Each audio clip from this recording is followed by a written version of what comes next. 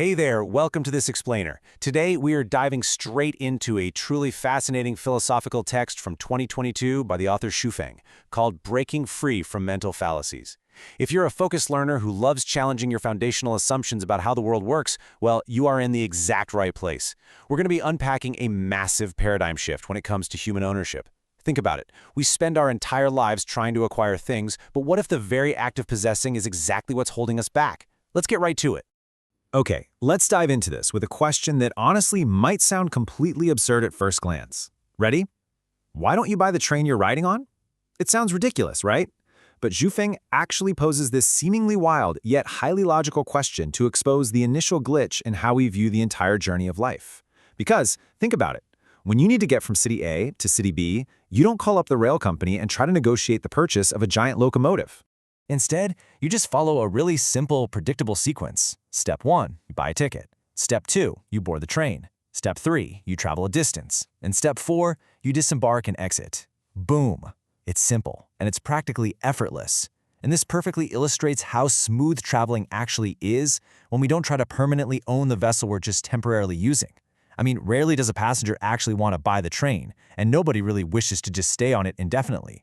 Because ownership of that massive, heavy machine would instantly shift it from being a convenient vehicle of transportation into an incredible, overwhelming burden. To really hammer this point home, just consider the difference between commercial airplanes and giant cruise ships. We instinctively recognize that we're only going to use these for a single journey. You might go on a specific cruise maybe once in your entire lifetime. So investing your time, your energy, and your hard-earned money to actually possess that cruise ship, that would be a ridiculous burden. You just want the experience of the journey. You definitely don't want the maintenance bill for the boat. And this brilliantly illustrates the core argument of our source material today. Xu argues that our existence on Earth is exactly like that train ride or that cruise. It is a temporary journey. According to the text, everything here in the earthly realm is basically an illusionary dream. It's ultimately not worth possessing because, well, eventually it has to be relinquished. You eventually have to disembark the train.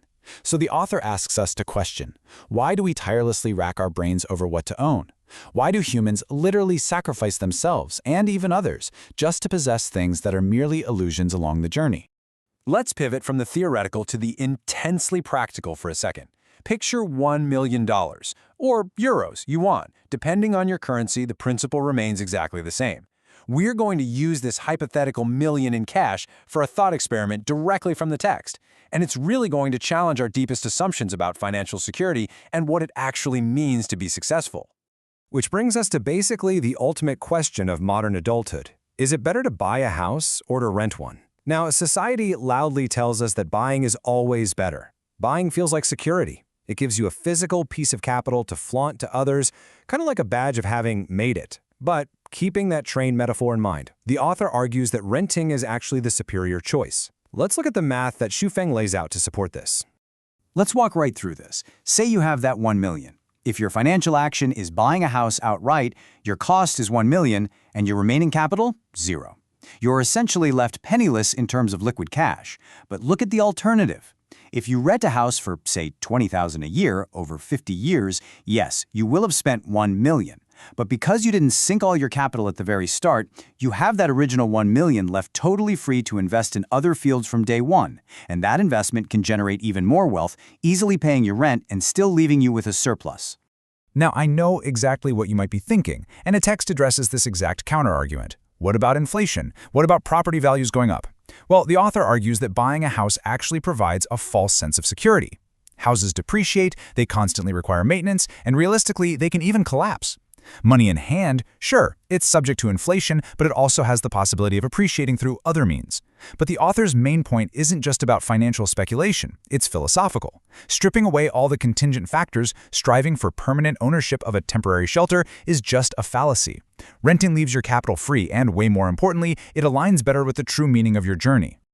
Yet, despite this solid logic, human behavior goes in the exact opposite direction. Just think about the overwhelming pile of goals we tend to chase: land, houses, cars, status, wealth, honor.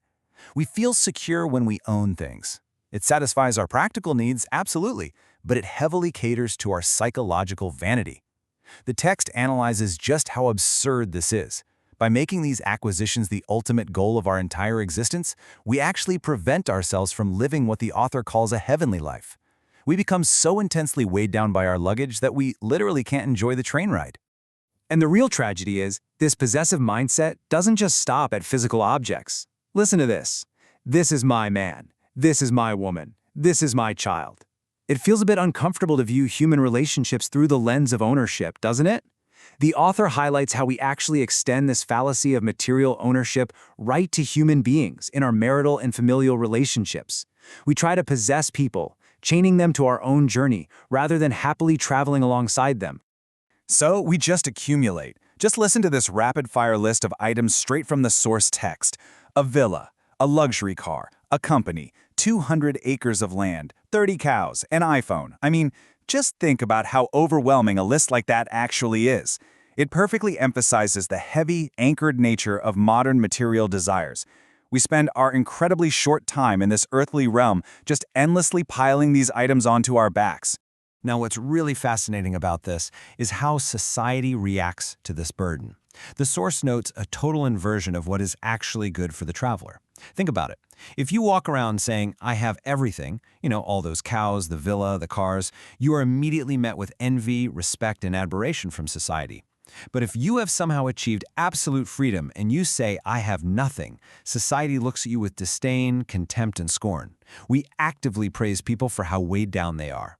This collective societal agreement leads to a really profound and kind of grave realization from the text. Quote, when the mistaken view becomes a general principle, mistakes turn into correctness, fallacies turn into truth, and heaven turns into hell. This right here is the absolute crux of the explainer today. Society has collectively agreed upon a massive fallacy regarding ownership. And because everyone agrees on it, we don't even realize it's a trap. We literally turn our own existence into a hell of stress and maintenance. So the crucial point is how we define our existence. Listen to the distinction the text makes here between a lowercase life and an uppercase life. The lowercase life is our practical, everyday survival. And sure, this lowercase life is absolutely enriched through possession. It feeds our vanity and our physical comfort. But the uppercase life, our spiritual essence, our true purpose, that actually withers through possession. The more things we own, the more alienated we become from any true meaning.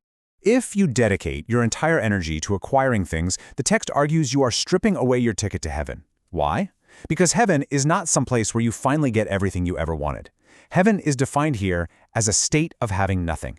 It is a place where every uppercase life possesses absolutely nothing, and precisely because of that utter freedom from ownership, retains the complete qualification to simply appreciate the artistic charm of existence. Which builds into this brilliant, totally paradoxical conclusion from the text. It is because every life possesses nothing that it achieves the result of possessing everything. When you stop trying to buy the train, you are finally free to actually enjoy the entire journey. You possess the experience, the beauty, and the freedom, all without the crushing burden of the physical object. So what are you currently holding on to that is actually holding you back? Something to really think about as you go through your week. Thank you so much for joining me for this explainer, and hey, keep questioning the journey.